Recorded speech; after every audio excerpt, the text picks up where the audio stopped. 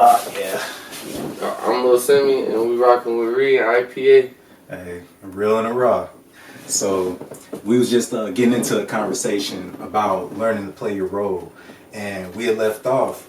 I was just telling Semi one important thing that my brother told me for any upcoming artist, especially if you don't really have a network built around yourself before you start. If you, because a lot of people look at it like, okay, I want to get involved in this for my own like personal benefit. But anybody, let's say I'm a up and coming artist and you already established, right? Right. So if I'm coming to you talking about trying to work with you, all you're looking at is, okay, I'm the big fish. He only benefits off of me, so A, I could charge you whatever I want, and B, I could just tell you no because you don't have any type of platform established for yourself, especially if we're both doing the same thing. Yeah. Now, what my brother had explained to me is what he's seen a lot of people do is they'll take the approach of being an engineer or a producer, right? Mm-hmm. And they'll produce music and make music and get themselves in those circles around other people who do the same thing that they may already have their eyes on. But then it's like he approaches it from a different area, so they're not looking at them like a potential threat. Yeah. Like, okay, if I'm the photographer and I'm snapping photos for you, we've been working for months. And then I turn around and I'm like, hey, like we chilling. I'm like, hey, you want to hear some music? You want to hear some stuff I was working on and stuff? People will be more open to being like, okay, I hear you. Yeah, I'll check you out. I may even rock with it. Opposed to you coming up front like, hey, I'm an artist too. Yeah. Then it's like, people get it's like it's a threat. And that's how the whole gatekeeping happens, because it's like if I got myself up to this level and I had to struggle to do that, I ain't gonna fast track you to get the same thing, especially if I don't know you.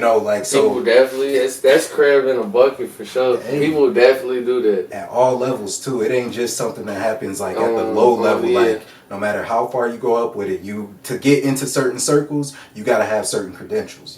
Fact. So he had told me, if you trying to get into the music business and really trying to make something of yourself, approach it from a standpoint like that, to where it's like, I'm giving you the okie doke. I'm coming in with my intentions are, I'm not, my left hand doesn't, Kanye shit. Yeah, like my left hand doesn't have to know what my right hand is doing. So if I'm the producer and you start reposting my stuff just because you rock with me and I'm trying to make music, I got what I wanted out of you anyways. I just didn't have to do all the extra stuff to do it. I didn't have to pay you for it. You know what I'm saying? Yeah. And usually that's like the biggest like hump that a lot of people working on music has to come into. It comes too from a point of like those same artists, like say this bigger artist has this photographer that can rap or can do X, Y, and Z. It's like at the same time, it's like they kind of probably looking at it too, like I'm doing them a favor too, because this photographer could take my pictures and stuff. Oh, you make music? He'll probably show me love on the photos. And it worked, but even to that point, because that brings it all full circle. Because it's like at the end of the day, I'm still getting. It's all about mutual exchange. I don't care what anybody says. Like I'm not a big name, nothing in terms of music, but I understand business, and anything involving business is. You get. I'll give you what you want if I get what I want. If I get what I want, yeah. That's business. It has to be mutual. That's the world. It's what they say is capitalism or some shit. What they call that shit. I don't know. But that's honestly what that is bartering.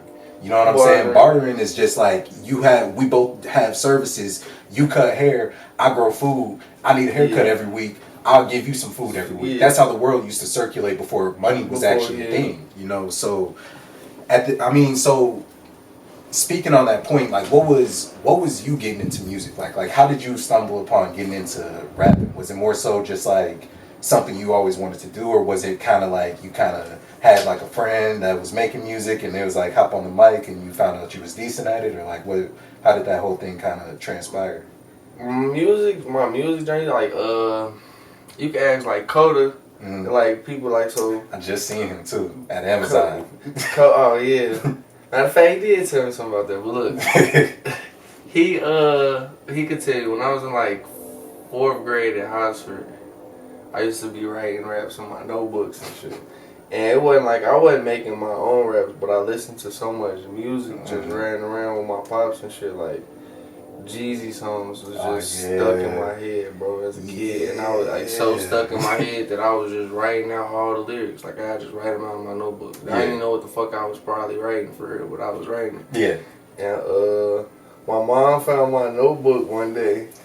And my grades wasn't bad, but they wasn't good. But she like, this the fuck you doing in school? You been writing about 8 balls? Like, I'm like, shit, I don't even know what 8 ball is. I'm just writing Jeezy shit out. I thought we was talking about pool. You feel me? For real the whole time. I'm like, shit. But I just started doing that they kind of shut me down. Then I say like 6th grade, I was writing raps again. Now I was kind of making my own raps. Mm. So before you were just writing stuff that you just heard? Writing shit that I heard, or writing like at that point as a little kid, I was just writing shit that I heard. Like, I'll write out Lil Wayne songs, I'll write out Jeezy songs, whatever I could remember. Were you always a good English student? Decent, yeah. I was always. That was probably one of the classes I excelled more so. Yeah. And you probably didn't even have to try that hard. Nah, that's why I excelled. Like I was school for me was like.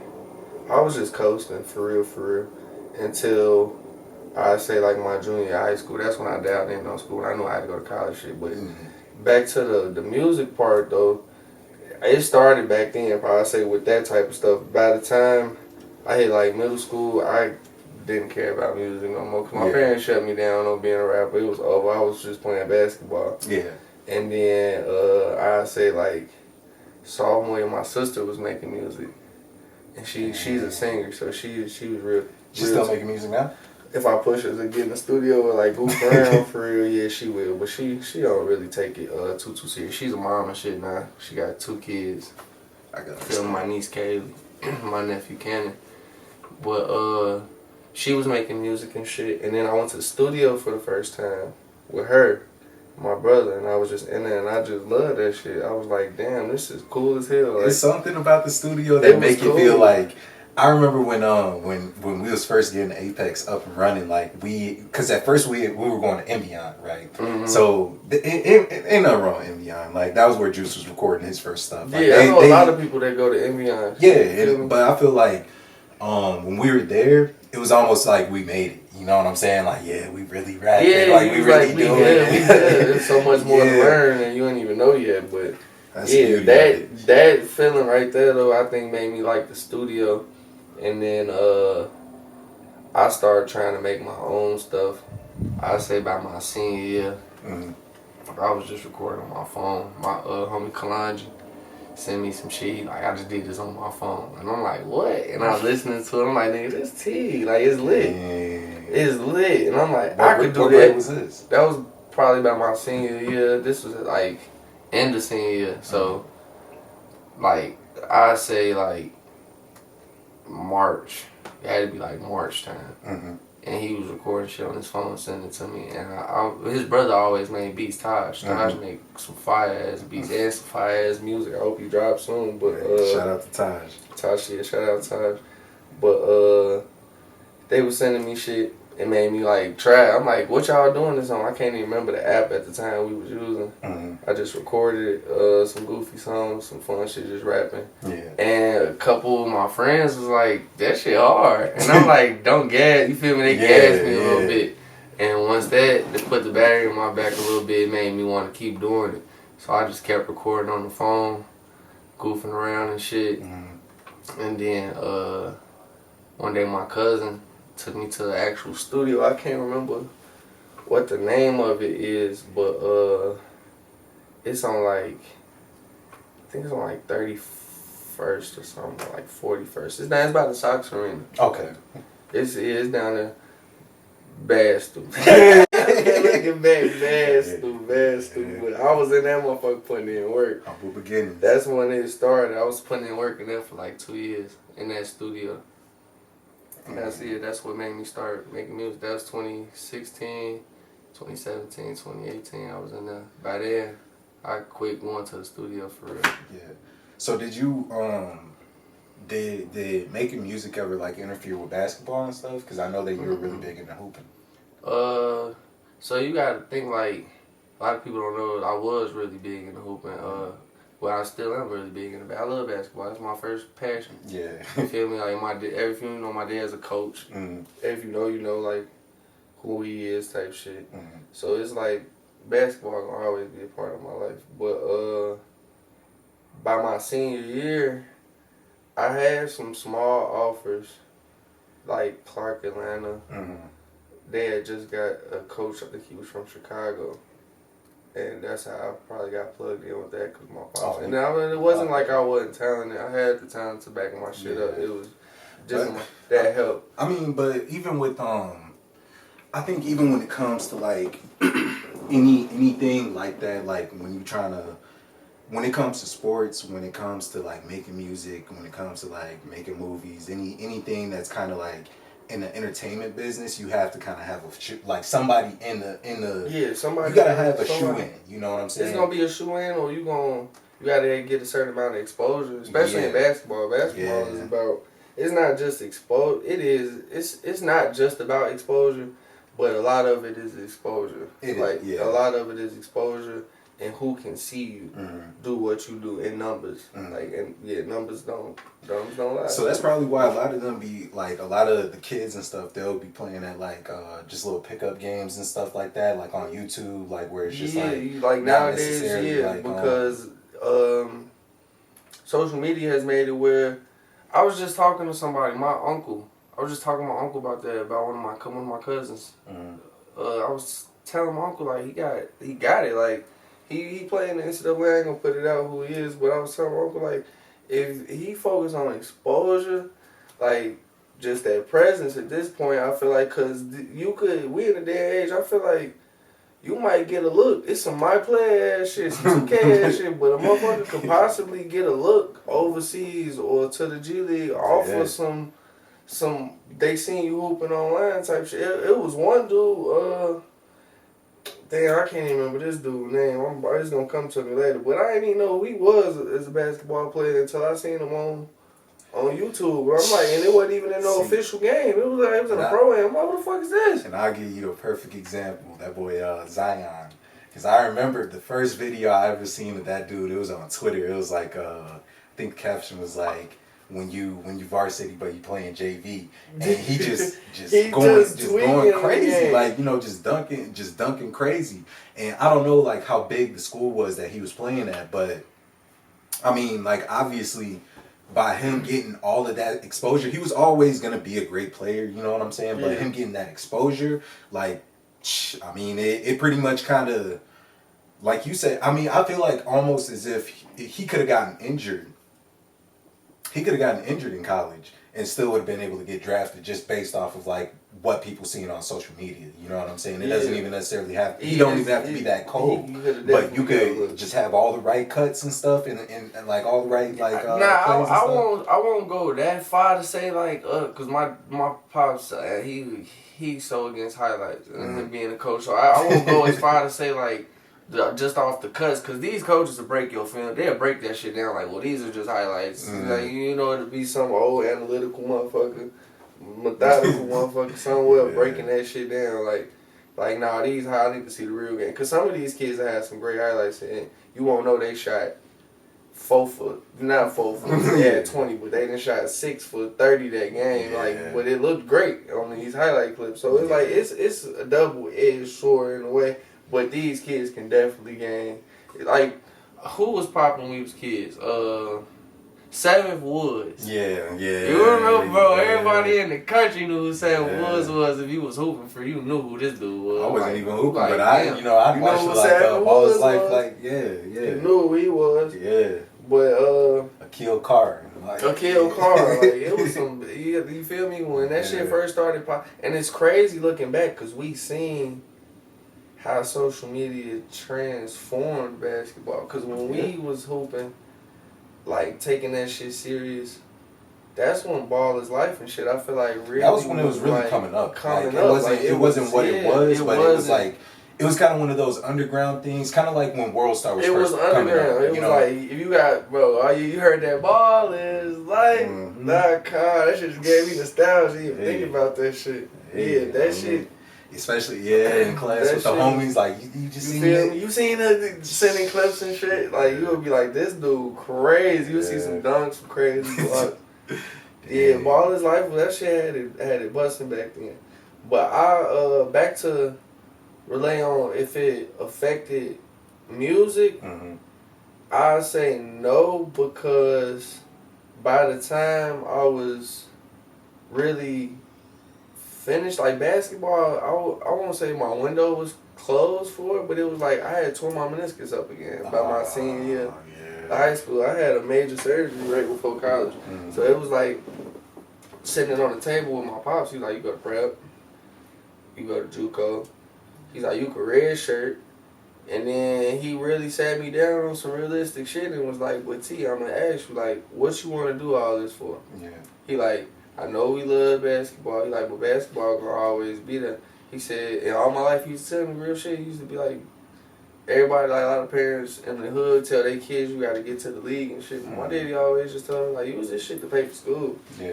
Like, this shit to pay for your school. You write your ticket, you would be good. Yeah. Like, you would be straight. Because even if you don't make it, then you'll still have something to show for. You still got something to show for it. You still, you feel me, you had success through the sport regardless. Yeah. So, with him telling me that, and then me having that injury by my senior year, I was sitting it all on the table with him, and I'm like, I'm thinking.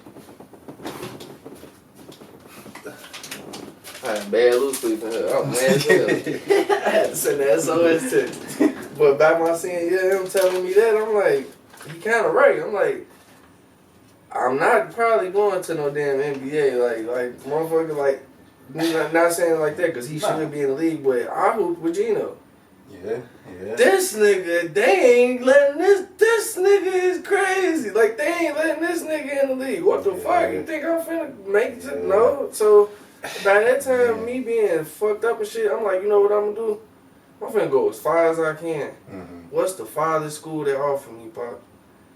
And he like, you go to Oklahoma? So it was at Oklahoma University. It was this like NAIA D1 in Oklahoma. And he was like, you got this college called Wells, and it's in New York. I'm like, that sounds fun. Like, I go to New York. I had been all over the place already because AAU wasn't just traveling with my pop. So it's like traveling. I ain't been on the West Coast. That's what I wish I would have did, was either went west or stay home. Looking back, but I'm like, shit. I go to New York, play basketball for a couple years. It wasn't nothing crazy. Like, it wasn't no. It was like D2. I'm like, it's nothing crazy. But I mean, so I could still hoop. Yeah, I could still hoop. I could still have fun. I could still go to school. So I went for it, and that's where I ended up with that. And with that, it not being no crazy schedule like a D1 athlete would have, or like something serious. If I would have went to a serious sport, I wouldn't have had no time on my hands. But the fact that I went to a small school, wasn't that many people. It was like when I got to school making music, it was like, it just worked out. Like, I literally got to the school. It's so small, you had access to everything there. Like, I had access to the music building. So it was like, I came in, I had a couple homies. I had a homie from, my nigga Jared. He's gonna give me nostalgia. This shit, some shit I forget until I talk about it. You don't really, my homie Jared, bro, was from DC. Got kicked out of school, and that nigga got kicked. All my niggas got kicked out of school. That's why I lost contact. A lot of my dogs, them niggas got kicked out. Dang. But did you meet him like during travel ball? He was a junior when I was a freshman coming into college. He already was on the basketball team. So I met him, and he was already rapping and shit. He was just a delinquent on the team. You feel me? So I just fit in with the delinquents all the time. So when he came in, linked. He found out I made music, and outside of Forrest, because when I was home with Forrest, but even then I wasn't as interested in learning how to work this shit. Because Forrest was already working the shit itself at home. So I recorded with Forrest, but he was recording me. When I got to school with Jared, this nigga would be so fucking high off his hands and shit. I gotta learn how to record myself because I want to record. I'm energetic. I'm still over. At this point, he didn't put it in years in music, so I'm probably where he is. He falling asleep and shit. Like, But at that time, I'm still a puppy with the shit. I'm still want to rap. I want to rap every minute, every second of the day. Yeah, so, got that drive. I had the overdrive at that time. I'm like, bro, I'll just do it myself. And you feel me? He taught me how to work that shit. I think that it was Logic at the time. And GarageBand. Because I use other people's laptops. I ain't had no MacBook at the time. I use other people's laptops, use their GarageBand and record and shit. Gotta get it. Yeah, that's how it all worked out with basketball and shit. Because I had a teammate that made music. By the time he got kicked out, I had to figure out it on my own and shit.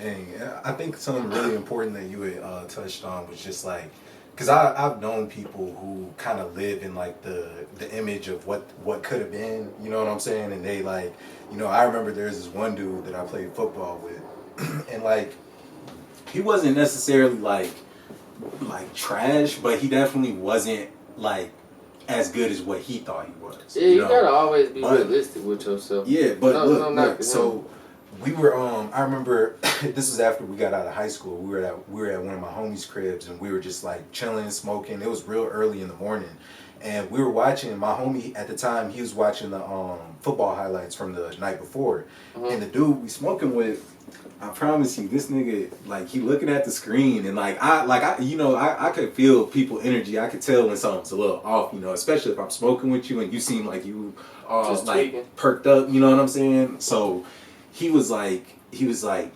that should have been me. And I was like, what? Like, I didn't hear him at first. He was like, man, that should have been me. Bang, like, banged on the table and shit. How old was he?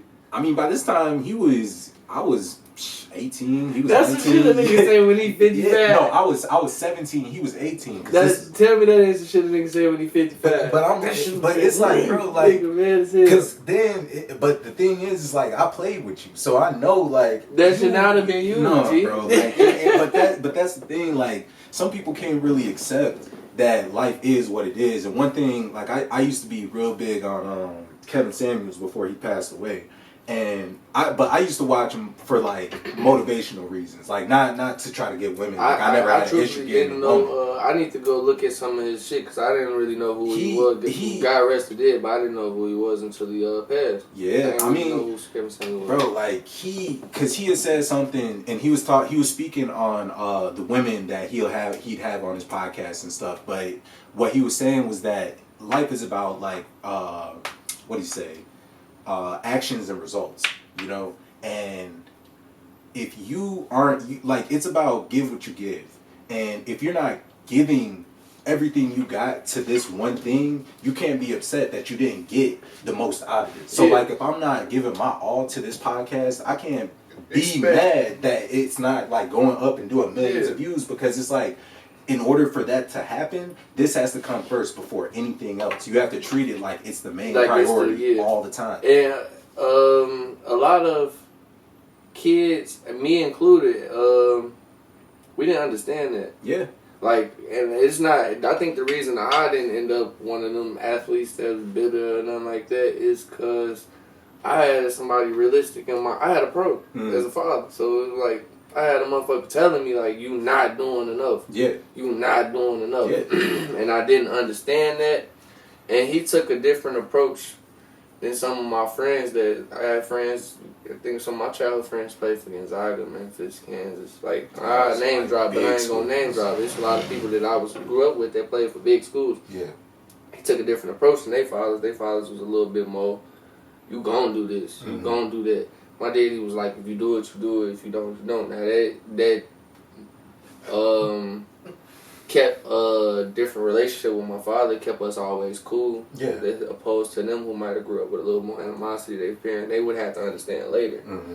Me, it was like, it was like, shit, you feel me? If I want to do it, I'm gonna do it. And even to that, like, and I think a lot of that resentment comes from those parents that are telling these kids that they can do it. It's not necessarily that like those parents are coming from like a negative place, like they're trying to mislead their kid or anything. No, you definitely gotta. If your parent don't, when you a kid, and when your parent believe in you, that's all you need. At that point, you feel like it don't matter who believe in you. If my mama tell me I could do it, I could do it. That's all you That's need. like the real shit ever. Yeah, but what I was saying is that even when with those, like with parents coming from that angle, I feel like the best way to try to avoid that is because I think a lot of the resentment comes after the fact because of the fact that their parents weren't telling them, or they weren't telling them about what would be on the other side of basketball if this doesn't work out. Oh, yeah. So they're not looking at, because I experienced that when I was going to college, and all I'm thinking about, because up until then, my entire life I was going to school. So all I knew was school. All I knew was getting to class, doing homework, blah, blah, blah, XYZ. You was systematic at that point. Yeah, but the shock came from when I got back home from college. And I never stopped to think, like, dang, like, what am I actually going to do with my life? Like, what am I actually going to pursue? What do I like? You know, like, I've always done school, and this has always been kind of like a placeholder in my life for where, like, work would be.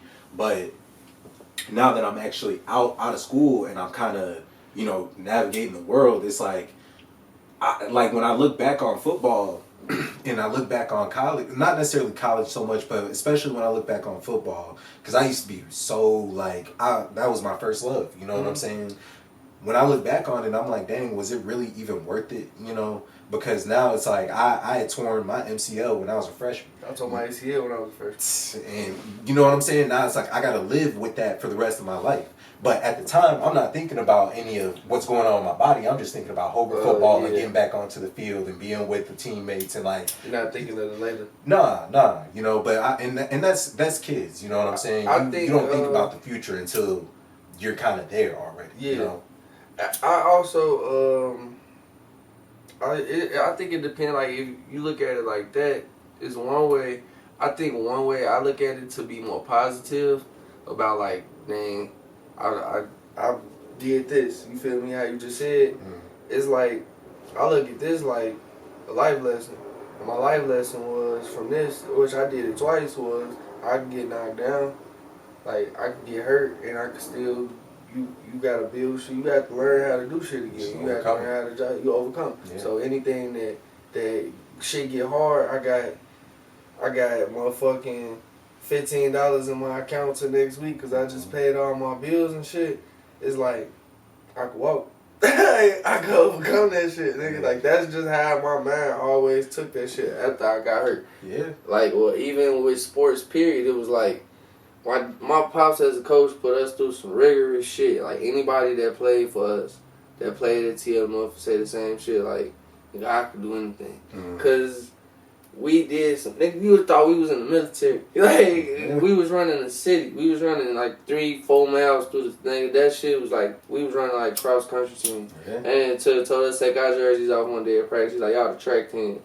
Like, what? We just ran. Like I put myself through a lot, bro. Yeah. So it was like I felt like I could overcome anything. Like I could beat anything. And that's real. That's real. And that's what I took from sports. And I think like for me, like what I got from sports is just like, especially with what I'm doing now, like with our Apex brand is.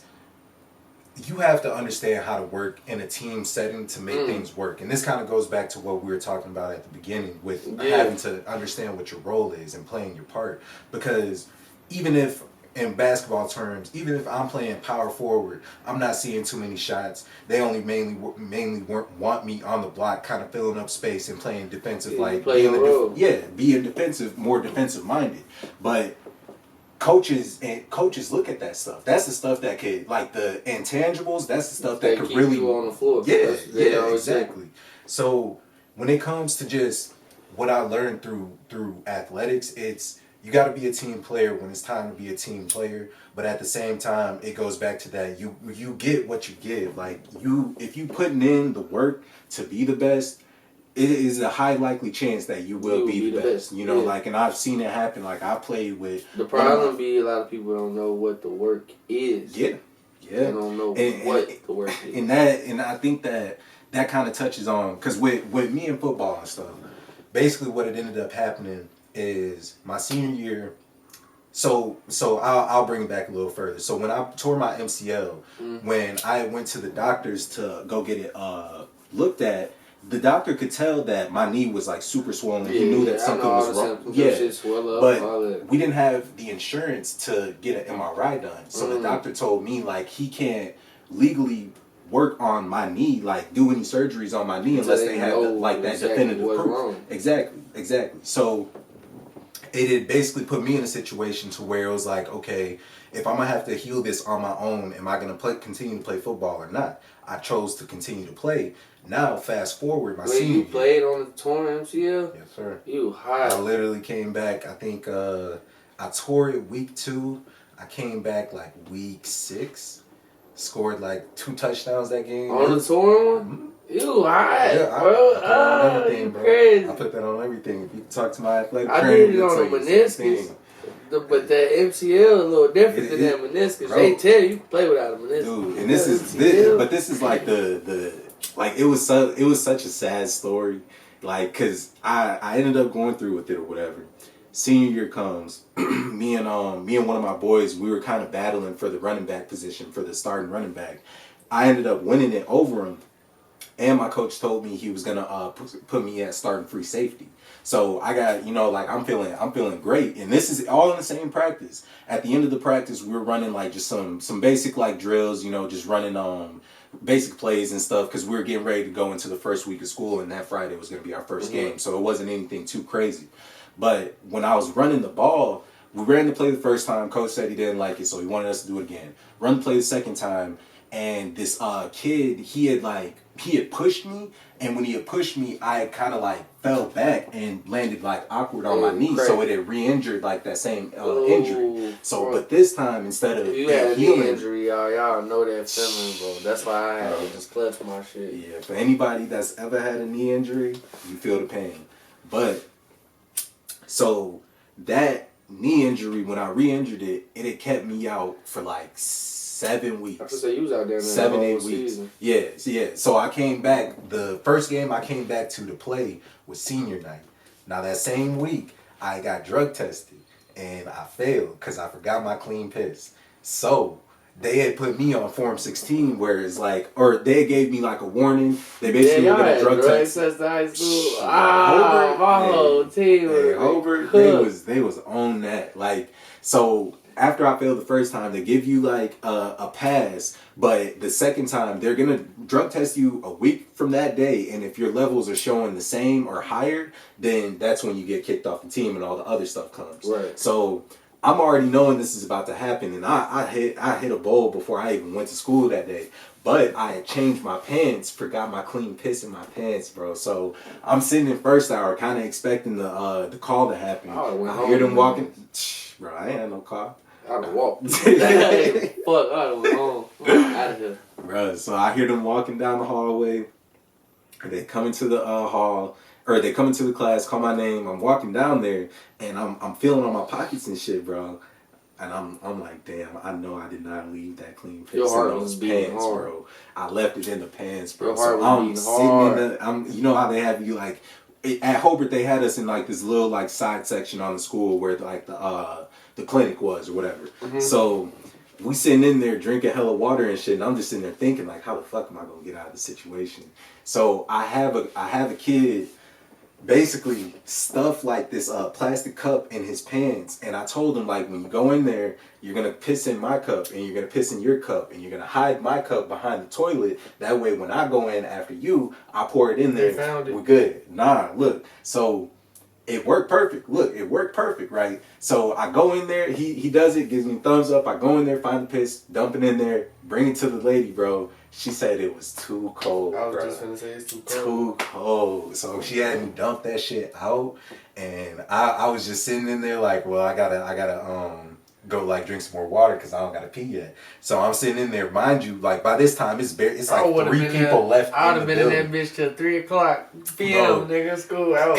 In hindsight, like it would have been better if I would have just, because they can't keep you past a certain time, but if you don't piss in that time, then after school you have to go and do a drug test at like an off-site clinic and then like submit it to the school or whatever. So I should have just did that. Yeah. I didn't. I told one of the other kids that was on the team, I told him to do the same thing that I just did with the last kid.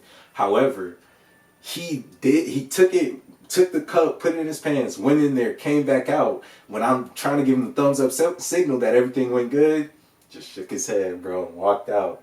I'm like, oh my God. Oh my God. So I ended up doing the piss test, texted all my teammates like, yo, like I already know after a week they're gonna get the results and I'm not gonna be on the team no more. So still went to the last practices and shit, just feeling like shit, bro. Just trying to play the shit off, praying to God that the shit didn't go through. Bro. Sure as shit. That's crazy. That Friday came, they told me what happened. They came down to the office. They brought me down to the office, told me everything. I wasn't able to play no sports for the rest of the school year. Wasn't able to go to prom. Wasn't able to drive. I can see if a nigga did some steroids. that honestly probably would have been a little more acceptable in their eyes. Shit, but yeah, they kicked me off. But that's crazy. I mean, at the end of the day, though, it was it kind of like broke me out of the matrix because I was like, damn, bro, there's really more to life than Hooper football. Mm-hmm. Like I already know what college I'm going to. I'm going to college on a free ride. Like most of these other dudes on the team don't even got any option in terms of like going to school, like even if they wanted to. So it's no end. Yeah. The ball starts bouncing. That's what they say. Hey man, it was sad. It definitely hurt, but at the same time, I think that I grew a lot from it. I definitely grew a lot from it. But so going back to your music. So tell me because from you, my favorite project is Pit Stop. Pit Stop, that's my shit. I felt like the whole way through, even though it's only 5 songs, like I'll be rocking. I was bumping the shits. Yeah. Good looks. Yeah, but so like, what was your progression from Pit Stop to America's Most? Like, how do you see yourself as an artist back then versus the artist that made America's Most?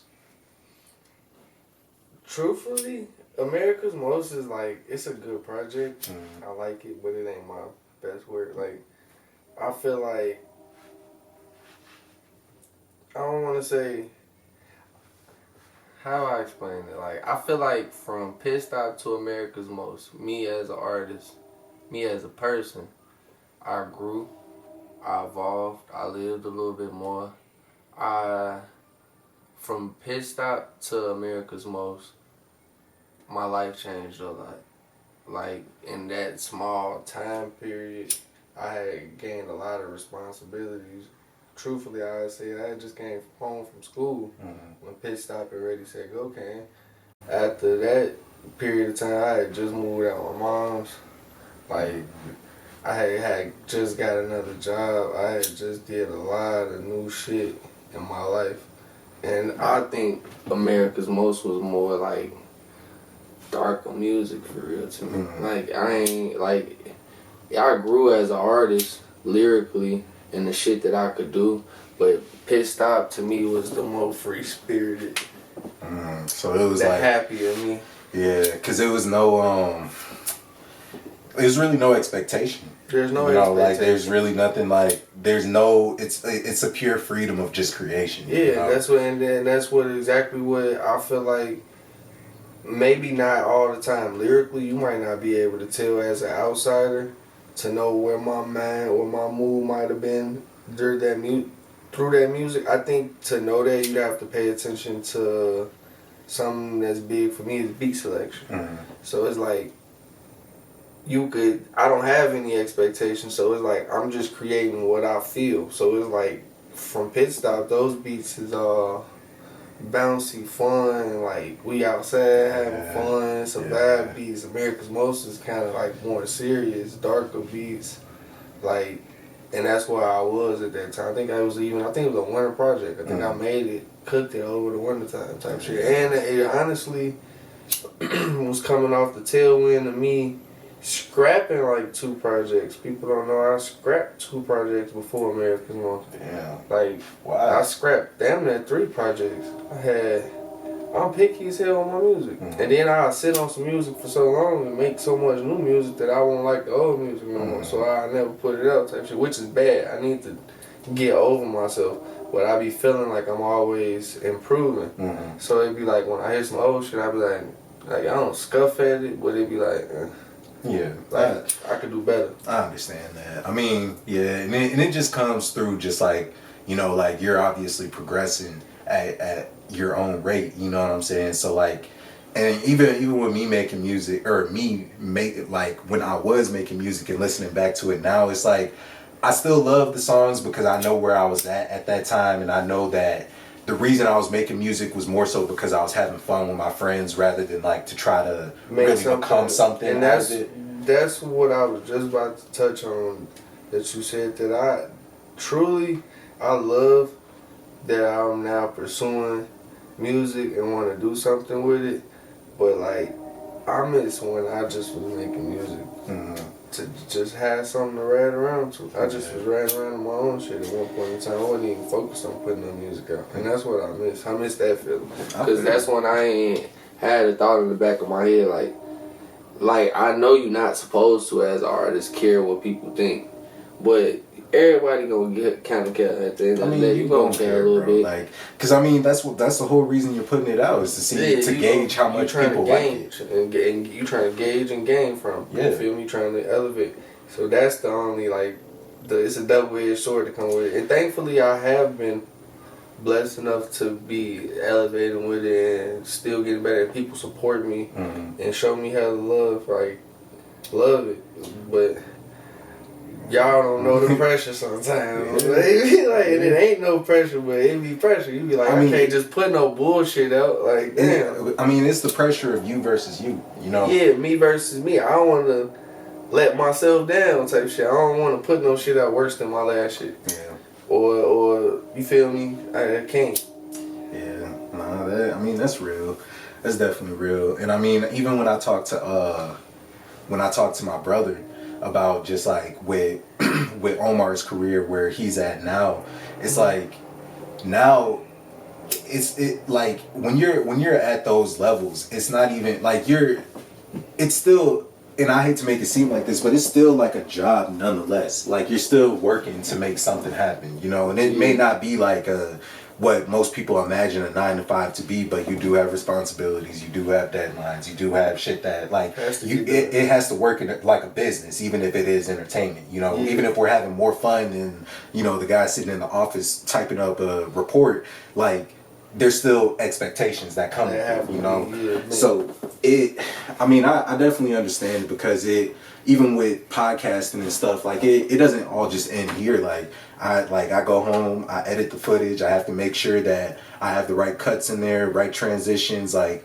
that lighting's good. Like all this stuff was like a year in the making, bro. Like and no one sees everything that I had to do. Behind the scenes. I still remember when you first hit me up and told me you was gonna do it. Yeah, and we literally sat out on your porch talking that one day, and we was talking about, like, I was telling you, like, I just don't think my heart's in the music, and you were still telling me to pursue it, but at that time I knew that I wanted to do something different. Yeah, like and it even when it comes to the music, I think that where a lot of people get it messed up is they want to get into music because they want to be famous, or they want to get into the music because they want to get rich. They're not really trying to make music. Yeah, like you're not like, for my girlfriend, for instance, like she makes some amazing art. She's a very, very talented artist. Like she draws, you know.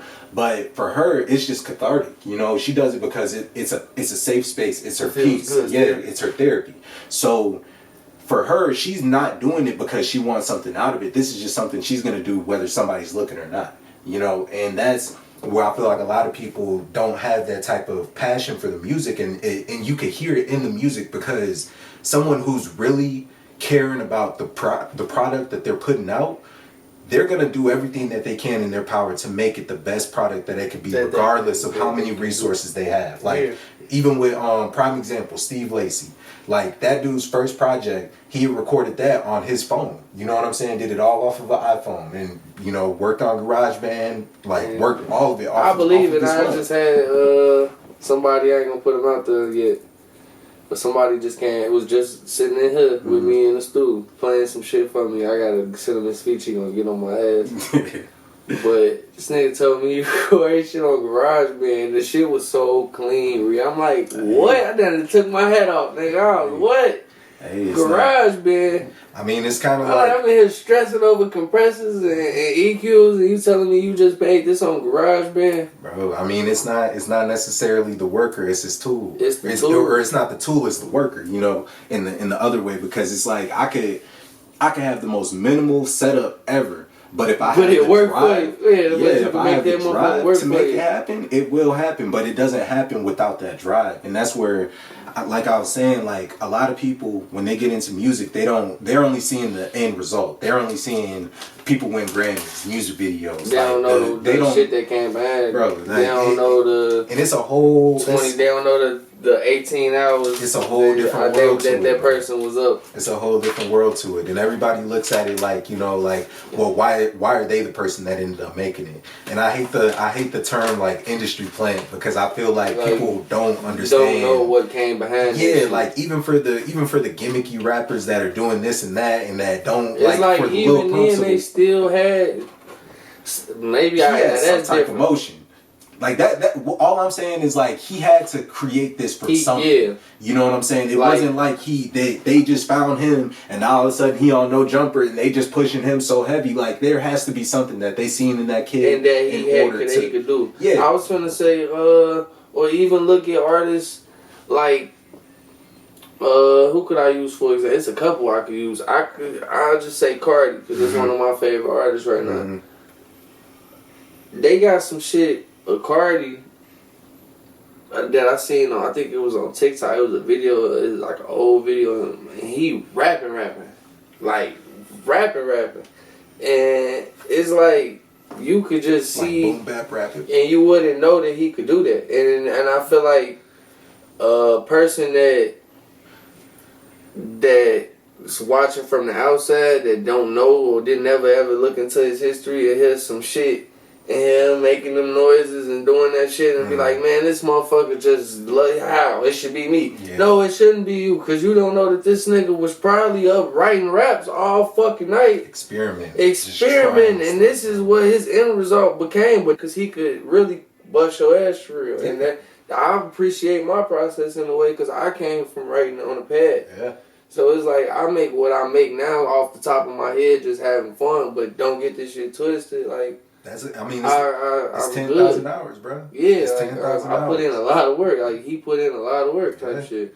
It's 10,000 hours, and I try. And I was just having a conversation with a dude the other day, and he was showing me some of his music. Like he was making some pretty decent stuff. It was like unreleased stuff, and I was just hearing the music, and I was telling him it was him and his homies and stuff, and I was like, if y'all really wanted to try to take this like to another level.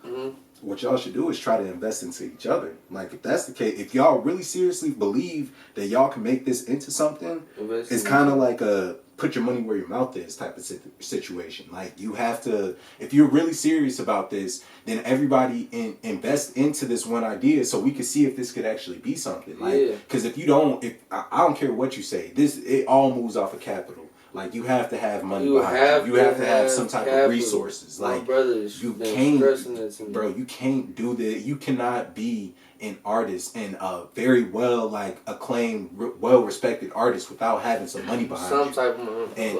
And that's how, like, a lot of drill artists, the big reason why a lot of them are able to get their stuff up and running is because they got their money flowing in from X amount, from X things. You know what I'm saying? They doing whatever they need to do in order to get the money behind it. Yeah. So other smaller artists, I feel like they're not reading between the lines. You're not seeing like that, okay, you know, these dudes, we may have a video where we just in the trap spot, everybody jumping around, you know, we got pistols out, you know, but nobody's dripping designer. Everybody's pretty much just looking like, prime example, like the Don't Like video from Chief Keef. You know what I'm saying? Like, they didn't have everything together yet, but they had enough money to get it pushed to the right circuit, put in the right places, to where it could get heard and to where it could actually become something. But that doesn't happen without the money. It doesn't, and I'm not gonna say it doesn't, but it is very unlikely for you to succeed like without having to put any money up, because you have to be an undeniably amazing artist to be able to just like post music, don't promote it, don't send it over to anybody, just post music and just let it and then it just blows up, you know. And I think that's the idea when you first get into music, is like you think you're gonna make a good song and then like y'all on. No, I knew, because you got like a lot of people had that expectation. I be telling people that all the time. Like, it don't work like that. Like, it can. Some people are blessed enough where the stars align for them, and TikTok shoot they shit up or some shit.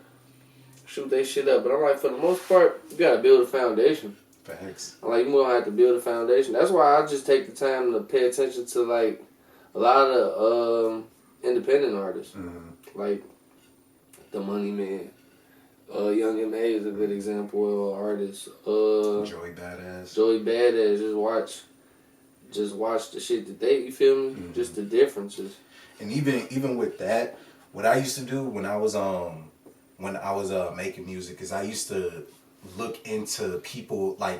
I would look at artists and then I'd see who was in their camp, find out who their manager is, scroll down on their social media to see when they first found that artist and to try to see what they were doing to get that artist up and running. Yeah, but it's like that you have to do that research. Like, those are the things that you gotta do in order to try to at least give yourself a chance. But I mean, look, I hate to take everything and go back to basketball. I swear, dude. But take it back to basketball. Look at a motherfucker like LeBron and Kobe.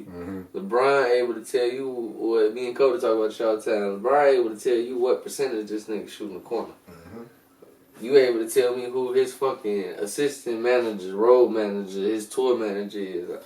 Like, that's how you build value. Yeah. Like, that's how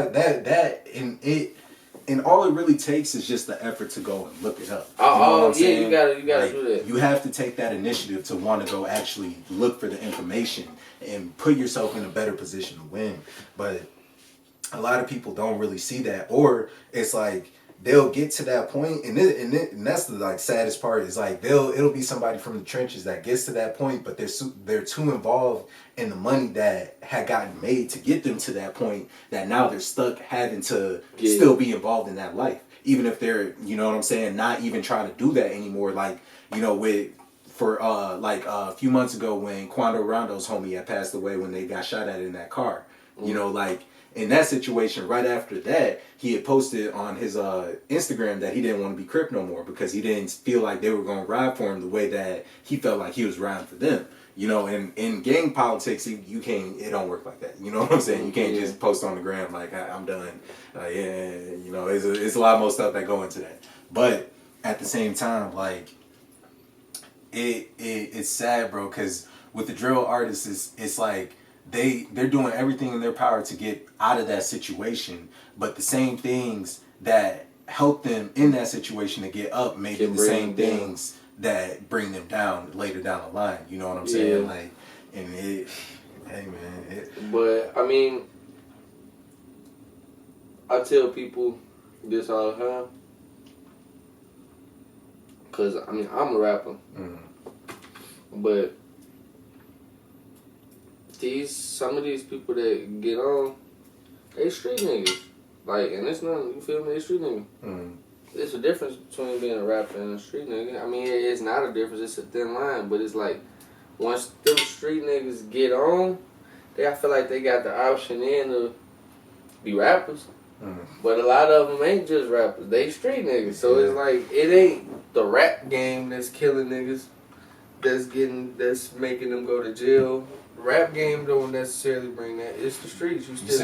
So you basically saying they was already like that before that. You was like that beforehand. A lot of these like, I don't like using people's names like that, especially with their cases. But I mean, you could even say Thug. They talk about Thug, like, allegedly.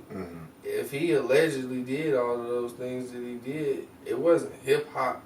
It wasn't rap. It wasn't. I won't even use him. I use a street motherfucker, for example. Like, I can't think of nobody offhand that thankfully that didn't have a fucked up situation. Like, but like or something.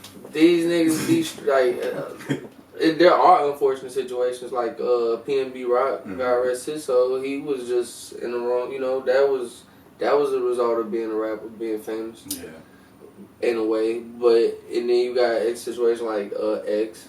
That's the result of being a rapper and being famous. But when these people go to jail for trapping, or they moving with guns and shit, I can't even say that's being a street nigga, because I see more of my shit. Especially in Indiana too. But you get what I'm saying though? Like, A lot of this shit be results of being street niggas. Yeah. The rap is like they trying to hide. It's like trying to hide in plain sight. You can't really do it.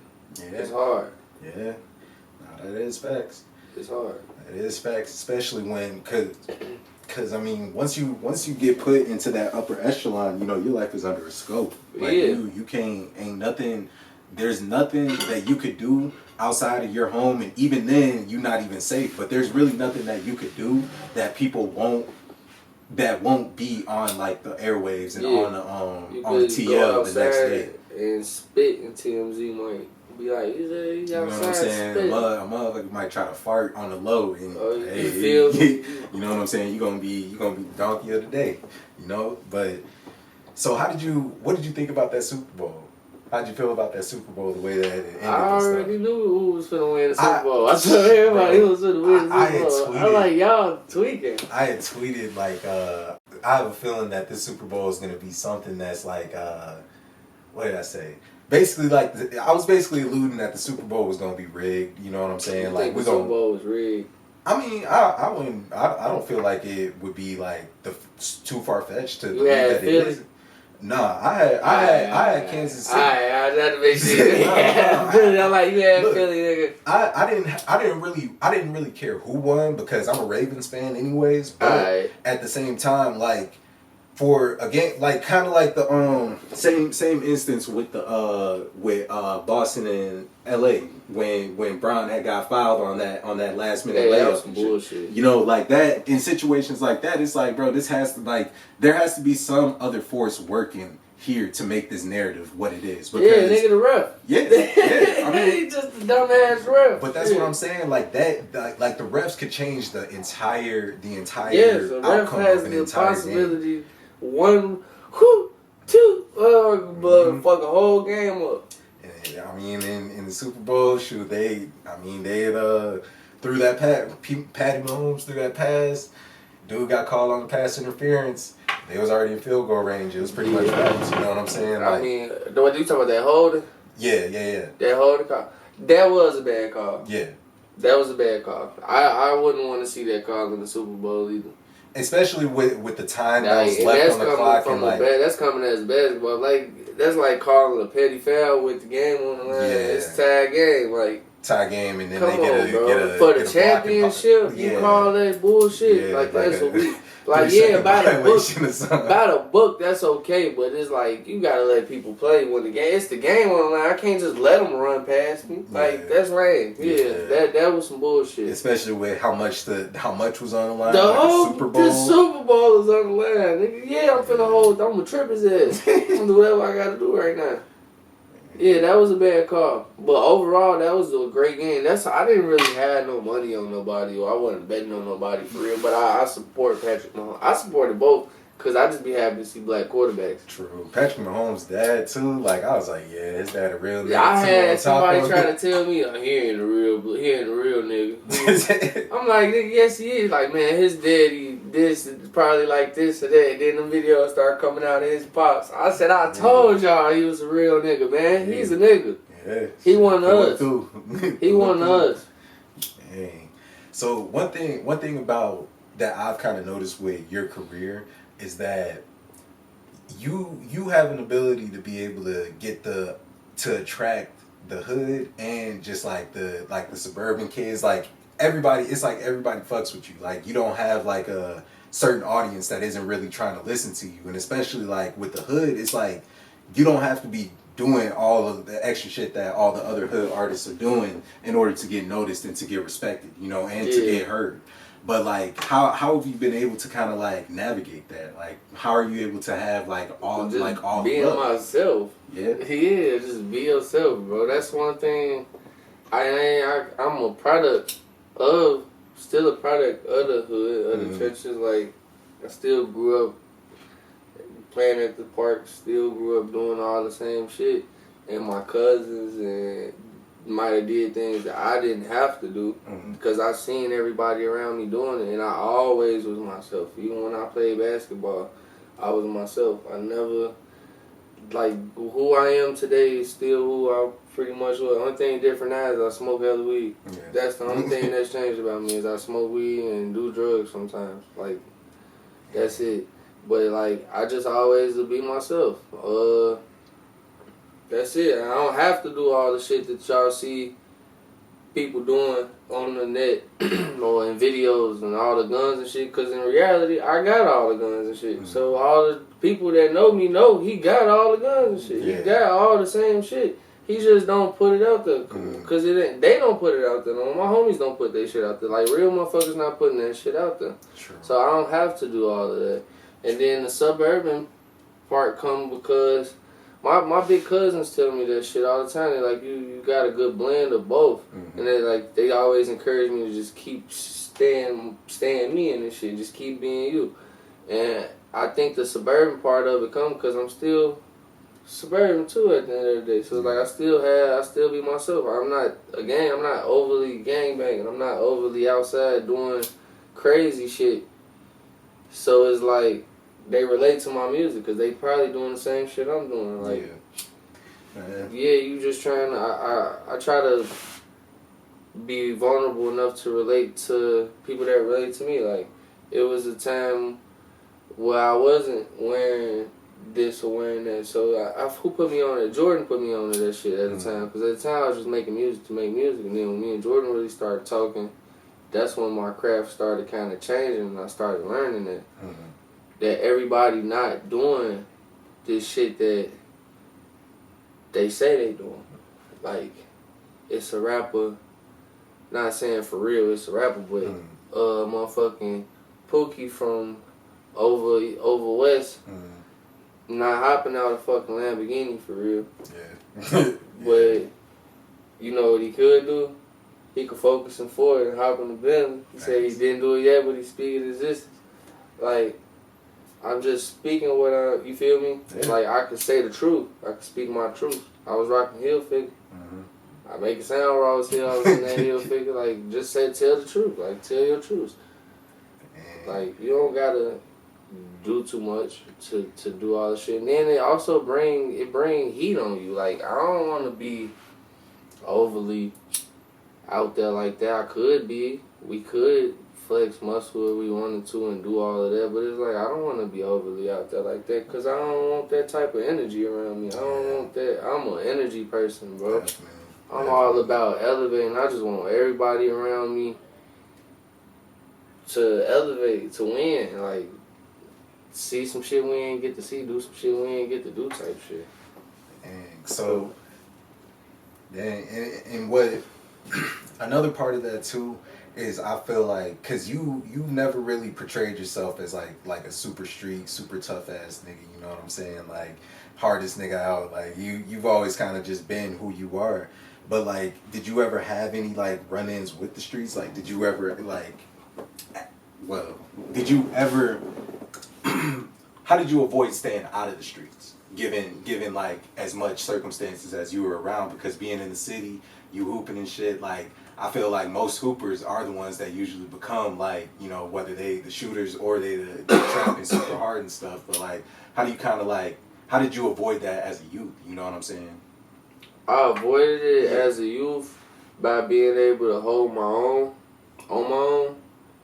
And with that being said, like, alright, so growing up, when people started gangbanging, right, I had a stage in life where I wanted to gangbang just like everybody else. Yeah, I play around with my family members that gangbang because they know if I chose to gang, like, they know what I would be. You know type shit.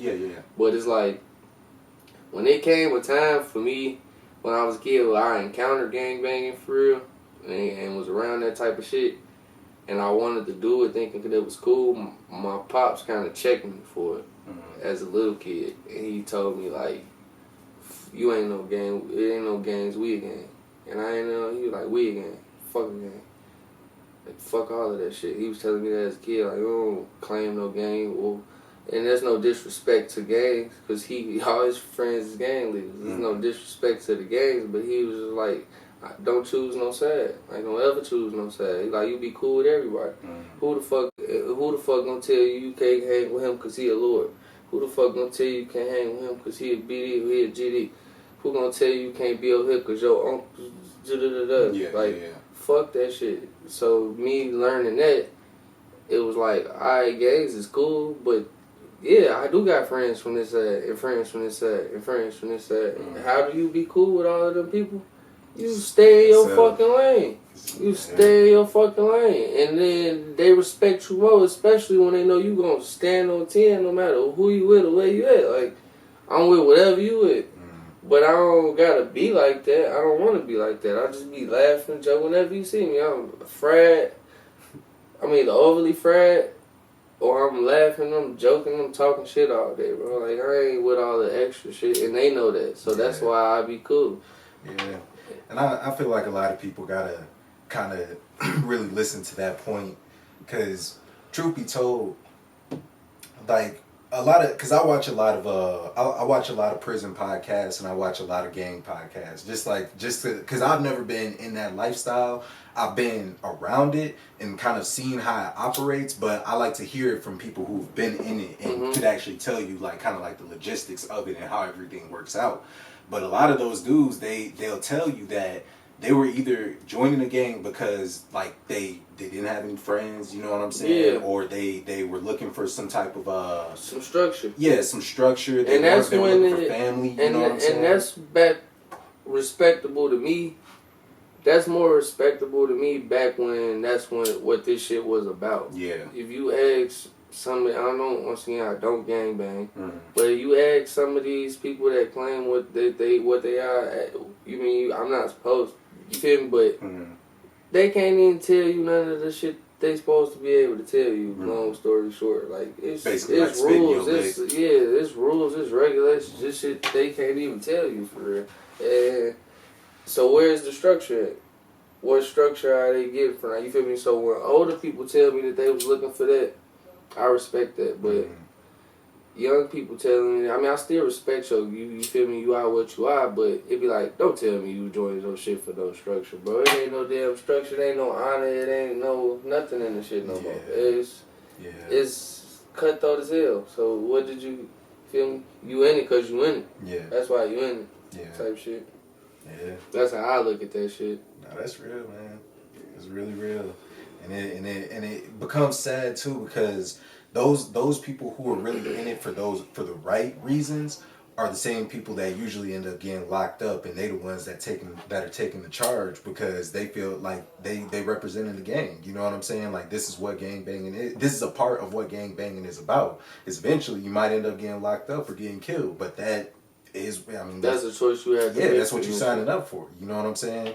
So it's really like, because when I'm listening to these men talk on these podcasts, you could tell like the regret. You know what I'm saying? You could see the fact that, like, you know, there's one dude that I watched that he served like 26 years. You know what I'm saying? I served 20 something. I think that's why my perspective on it is how it is, because I had people like that around me to that got that regret. Like, man, if I would have did like the way you doing shit would have been different. This shit could have. I just was talking to my uncle the other day. I was just talking to Uncle the other day. I told him, I said, I just told my nephew. I was talking to my uncle, and I said, I just told my nephew, it's 100 ways to skin a cat, kid. Like, 100 ways to skin a cat. You don't gotta jump off in no shit to get the shit that I got. And he see the shit that I got. You think it happened overnight? He be thinking it happened overnight, or thinking I be out here loose cannon. I be like, nah, if this shit took time.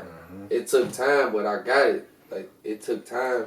And there's a lot more pride that comes with it too. When like, you get it that way. You can stand on your own too. Like being who I am, I'm about to move on the side. If I got it real quick, you feel me? You gonna do what you do. Like, and I told him the same shit. You might do what you do, but limit what the fuck you do.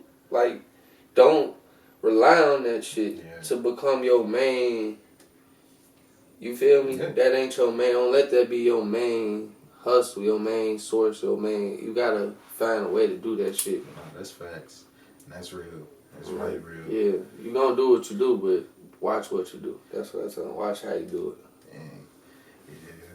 And so, get ready to wrap this up. So, like, what you got planned for V-Day? What you got planned? V-Day? Yeah. I already went out with my old lady. We just spent the weekend out. Yeah. Yeah, we went to the ice cream museum and shit, kicked it downtown. We linked Kyrie down there. Downtown. That boy be staying in the city. That boy stay in the city. He living. For real. But yeah, that's pretty much it. I'll probably go out to eat again. I ain't gonna be able to do shit today. I got shit I gotta do tonight. Yeah, 7, yeah, shit I gotta do. Dang. So let these people know where they can find you. You can find me on Instagram at hold on. Oh, you can find me at Instagram at I believe it is _Semi2X. You can find me on Twitter at the same. Feel me? Apple Music, Lil Semi, Spotify, same, everything on all platforms. Yes. Got new music coming soon. Hey, y'all heard it first. It's your boy Samaj, boy Semi. Yeah. Yo.